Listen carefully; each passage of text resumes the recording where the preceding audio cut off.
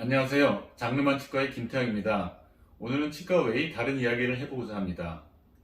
매경 이코노미 2022년 7월 20일자 특집 기사 내용이 좋은 것이 있어서 발췌해보고자 합니다. 무너진 영끌신화, 고점에서 물린 MZ세대라고 하는 특집 기사인데요.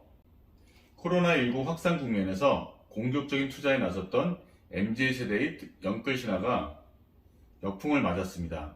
막대한 유동성과 초심자의 행운이 가져다준 달콤한 수익에 취했던 MZ세대는 최근 수년간 경험하지 못했던 초인플레이션과 강도 높은 통화 긴축에 속절없이 와르르 무너졌습니다. 영끌의 부작용은 자산 기반이 취약한 2030 세대에서 특히 중점적으로 나타나고 있습니다. 다중 채무자가 증가하고 있고 레버리지 투자가 횡행했던 가상자산 시장은 그야말로 초토화됐습니다. 주식시장도 예외가 아니죠. 한국예탁결제원에 따르면 지난해 말 기준 2030 투자자가 유가증권 시장의 41%를 차지했다고 합니다. 최근 하락장에서 손실을 본 이들 가운데 2030 세대가 많을 것이라는 추측이 가능합니다. 특히 2030 세대에서는 레버리지를 낀 투자가 많았다는 점에서 충격이 컸겠죠. 시장에서는 올 하반기에도 추세 반등을 기대하기 힘들 것이라는 전망이 지배적이기 때문에 좀 많이 우울한 그런 상황입니다. 2030이 너도나도 영끌 투자에 나선 이유는 자명합니다. 자산시장의 버블을 보면서 근로소득이 보잘것없이 느껴졌기 때문이죠. 2014년 임금 근로자의 월 평균 임금은 224만원이었던 것에 비해 작년엔 273만원으로 집계됐습니다. 즉 8년간 약 22%의 상승률을 기록했는데요. 그런데 반해 지난해 말 수도권 아파트 평균 가격은 2014년 1월 대비 125% 오른 7억 5,844만 8천원이었습니다. 코스피 지수도 2014년 초 대비 65% 오른 3,300대를 지난해 기록한 바 있죠. 가상자산을 살펴보면 더욱 극적이죠. 2014년 개당 60만원대에 머무르던 비트코인은 지난해 약 8,800만원에 거래되기도 했습니다.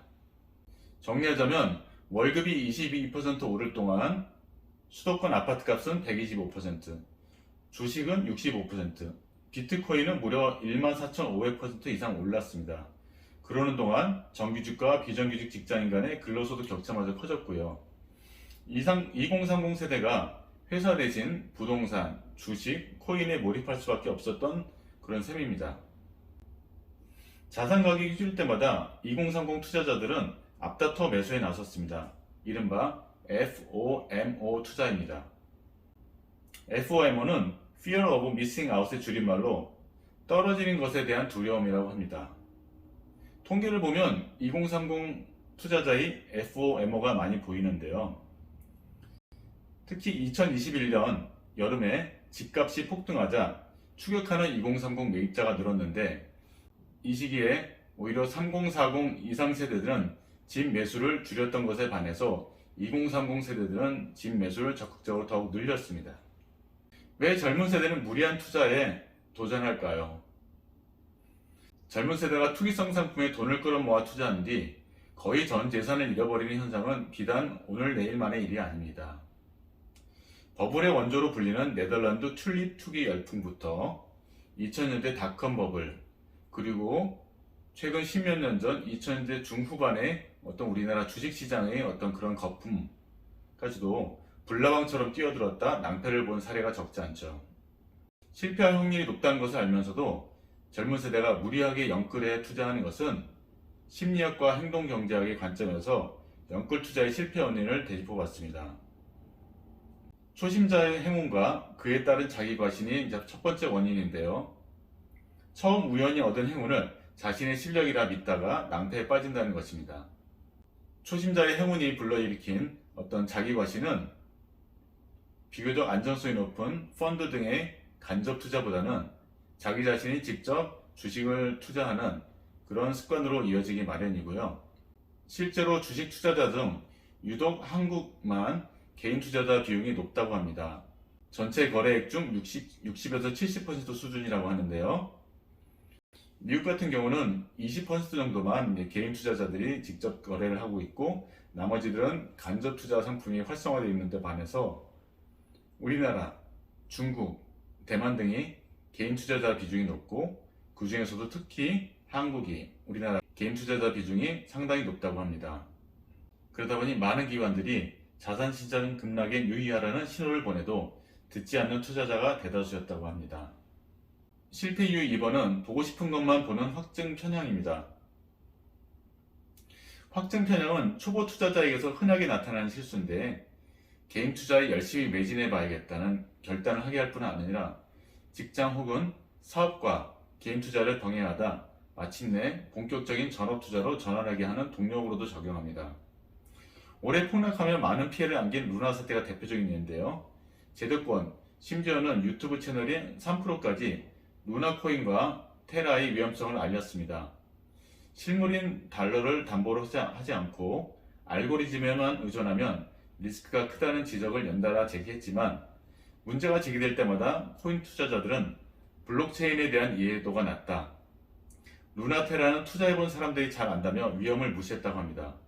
결국 거품이 꺼지고 자금이 빠져나오고 나서야 왜 우리를 말리지 않았냐고 한탄했지만 때는 이미 늦었죠. 실패 이후 3번은 투자를 부추기는 하우스머니 효과입니다. 하우스머니 효과는 개인 투자자들의 투자를 더 부추기는 역할을 하는데 예를 들면 카지노에서 돈을 많이 딴 사람들일수록 더 공격적으로 도박에 몰입하는 현상에서 유래했다고 합니다. 사람들은 도박으로 얻은 돈을 자기 자신의 돈으로 생각하기보다는 남의 돈 또는 카지노의 돈으로 생각하는 경향이 강해지기 때문에 손실이 나도 내 돈을 잃지 않았으니 다시 원점으로 돌아가는 것뿐이라고 착각한다는 것이죠. 하우스 오브 머니 효과는 상승과 하락의 개념을 잘못 이해하게 만듭니다.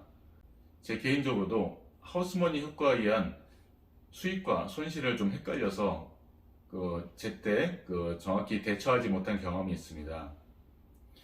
2020년 가을에 제가 아는 증권사 직원분의 권유로 BBIG 펀드를 들었습니다. 20년 동안 나입했던 퇴직연금을 이제 증권사 계좌로 옮겨서 그 펀드에 가입했는데요. 우리나라 우량주로 구성된 그런 펀드이기 때문에 이 펀드가 특별히 그렇게 문제가 될 것이라고 생각을 하지 않았었습니다. 이게 한때는 한 30% 정도 수익이 났어요. 그래서 5천만원 곱하기 30% 하면은 1,500만원 정도 수익이 났기 때문에 한 6,500만원까지 금액이 불어나서 굉장히 기분이 좋았는데 그 다음에 2021년 말서부터 특히 2022년 초반에 급락을 했잖아요. 그럼으로써 마이너스 40%까지 소질이 났는데 얼핏 보면은 30% 올랐다가 40% 떨어졌으니까 뭐 큰 손해는 안 본 것으로 보지만 6,500만원 곱하기 마이너스 40%를 하게 되면 거의 뭐 2,500만원 이상 손실이 났기 때문에 실제로는 원금 대비 손실이 굉장히 컸던 그런 쓰라린 경험이 있습니다. 뭐 지금은 어쩔 수는 없고 이제 앞으로 이제 시장이 좋아질 걸 기대하면서 기다리는 수밖에 없겠죠. 실패 이후 네 번째는 뒤처지면 어쩌지 하는 포모 심리에 무리한 투자를 했기 때문에 발생한 것입니다. 포모 투자는 부동산뿐 아니라 주식시장에서도 마찬가지입니다. 2020년 코스피 상승장에서 대우 수익을 올린 투자자들이 급증하자 이 흐름에 뒤처지지 않으려는 사람들이 연이어 주식시장에 뛰어드는 효과가 일어났는데 이에 힘입어 개인 투자자 수는 2020년과 2021년 급증했습니다. 문제는 기업의 펀더멘탈 분석 능력을 갖춘 투자자들이 아닌 뒤쫓기듯이 들어온 투자자가 다수를 차지한다는 점입니다. 그러다 보니 손해를 보기 일쑤였습니다. 특히 2020년 3월 이후 주식시장에 진입한 신규 투자자 중 60%는 손실을 기록했는데요. 그렇다면 이제 시스템에 문제는 없었나? 영끌이 대중화가 정말 개인 투자자만의 탓일까요? 그렇지는 않죠. 제도나 환경 측면의 배경도 함께 살펴봐 있는데요. 우선 과도하게 투자 활성화에만 방점이 찍혀있는 정책 기조가 영끌 투자를 부추기는데 한몫했다는 비판이 나옵니다. 개인 투자 활성화에는 정치권이 여야 구분 없이 한 목소리를 내었기 때문입니다. 동학개미 운동 열풍이 불면서 개인 투자자들이 목소리가 커졌고 투자의 진입 장벽을 낮추겠다는 약속이 여야 모두에서 잇따라 등장했습니다.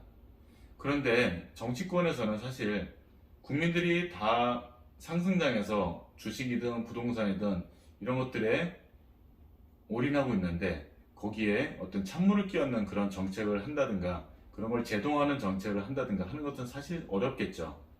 그렇기 때문에 이것도 꼭 정치권의 문제로만 할 수도 없는 그런 또 한계는 있다고 생각합니다. 물론 더 많은 자금이 국내 주식시장에 유입되는 것은 긍정적이지만 다만 우리나라의 개인 투자 시장의 어떤 장벽은 전 세계적인 기준으로 볼 때도 굉장히 낮습니다. 결국 투자 활성화 못지않게 건전한 투자에 힘을 실어야 한다는 것이 전문가의 진단입니다. 영끌 비극이 반복되지 않으려면 자산별로 고려해야 할 사안이 한둘이 아닙니다. 우선 부동산은 워낙 목돈이 들어가는 투자여서 변동금리에서 고정금리로 대출을 갈아타는 게 대출 상승 리스크를 해지하고 원리금 상환 부담을 더는 데 도움이 될 수 있습니다. 단기간 원금 상환 계획이 없고 대출 기간이 10년 이상 장기라면 지금이라도 고정금리로 갈아타는 편이 속편한 선택지라고 합니다. 신용대출의 경우 금리 인하 요구권을 적극 고려하는 방안이 좋고요. 단기적으로 대출 상환 계획이 있고 소득, 직급, 신용 점수가 상향 조정된 차주라면 이를 적극 활용하는 것도 방법입니다. 주식 투자의 경우 본인의 투자 스타일과 위험 감수 정도를 명확히 이해하고 있어야 합니다. 그러나 MZ세대는 대부분 초심자의 행운에 매몰돼 직접 투자와 그에 따른 리스크를 실제보다 과소평가하는 경향이 짙습니다.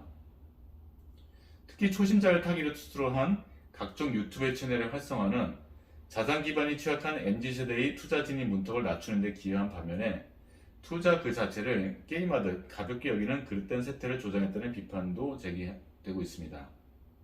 전문가들은 결국 자본시장이 펀드 등 간접 투자 상품을 중심으로 성장하는 선순환 구조를 구축해야 한다고 입을 모았습니다. 현재는 청년층이 얕은 지식과 정제되지 않은 정보의 홍수에 휘말려 개별 종목 직접 투자에 나섰다가 약세장에서 큰 손실을 보고 시장에서 이탈하는 악순환이 반복되고 있는데요. 직접 투자 대박 신화에만 매몰될 것이 아니라 똑똑한 간접 투자로 복리의 스몰볼을 지속적으로 축적하는 경험을 쌓는 것이 중요하다는 조언입니다. 그러나 우리나라 증권사나 자산운용사에서 운영하는 펀드 중에서 정말로 개인 투자자들이 믿고 맡길 수 있는 그런 펀드 상품이 얼마나 많이 있었는지는 좀 의문입니다. 2000년대 중반쯤에 중국에 올인 투자하는 인사이트 펀드가 유명 증권사에서 출시된 적이 있죠. 그때 너나 할 것 없이 많은 자산가들이 그 펀드에 엄청난 돈을 투자했습니다. 그러나 그 결과는 어떻게 됐죠? 비참한 손실을 기록하고 많은 분들이 속을 썩였어요. 최근에는 라인 펀드나 그런 사태 등이 투자자들을 배신하고 많은 고통을 주고 있죠. 물론 좋은 펀드들도 있겠지만 우리나라 증권사나 자산운용사에서 운영하는 그런 펀드 특성상 사실 개인 투자자들에게 어떤 신뢰를 많이 주지 못했다는 것도 개인 투자자들이 펀드 등의 상품을 적극적으로 이용하지 않았던 큰 원인 중에 하나라고 생각합니다. 그러나 개인 투자자들이 어쨌든 펀드를 중심으로 올바른 투자 경험을 축적하는 것이 자본시장의 변동성을 줄이는 데 도움은 되는 것은 맞습니다. 한국의 펀드 시장은 GDP 등 경제 규모에 비해서 턱없이 취약하다고 하니까 이것도 좀 개선이 필요한 사항입니다. 코인 등 가상자산 투자자도 매크로를 어느 정도 읽는 법을 익혀야 낭패를 면한다고 합니다. 특히 무턱대고 시세 추종 매매에 나설 게 아니라 암호화폐의 존재 가치나 기술적인 원리 등에 관해 투자자 스스로 확신을 갖는 것이 중요하고 자기 자산의 어느 정도 일정 부분만을 제한해서 투자해 버릇하는 것이 리스크를 줄이는 한 가지 요인이 되겠습니다. 그리고 마지막으로 가장 중요한 점은 투자에 매몰돼서 근로소득을 소홀히 하는 우를 범해서도 안 됩니다. 개인의 자산은 결국 미래 현금 흐름의 순현재 가치로 요약할 수 있는데요. 끊임없는 자기개발로 연봉 5천만 원에서 7천만 원으로 40%를 올린다면 이는 곧 40%의 투자 수익을 올리는 것과 동일한 가치를 갖는 것이기 때문입니다. 그래서 이 기사의 결론은 변동성이 높은 금융자산에 집중 투자하고 있는 MZ세대들에 대해서 금융교육을 강화해서 리스크 관리 역량과 재정 안정성을 높여야 하는 것이 중요하다고 결론 짓고 있습니다. 요즘 모든 자산시장이 급락하고 있는 상황에서 현실을 냉정하게 이해하고 그리고 앞으로 어떻게 대처해야 될 것인지를 잘 이끌어주는 좋은 기사라 생각이 돼서 여러분들께 소개 말씀 올렸습니다. 감사합니다.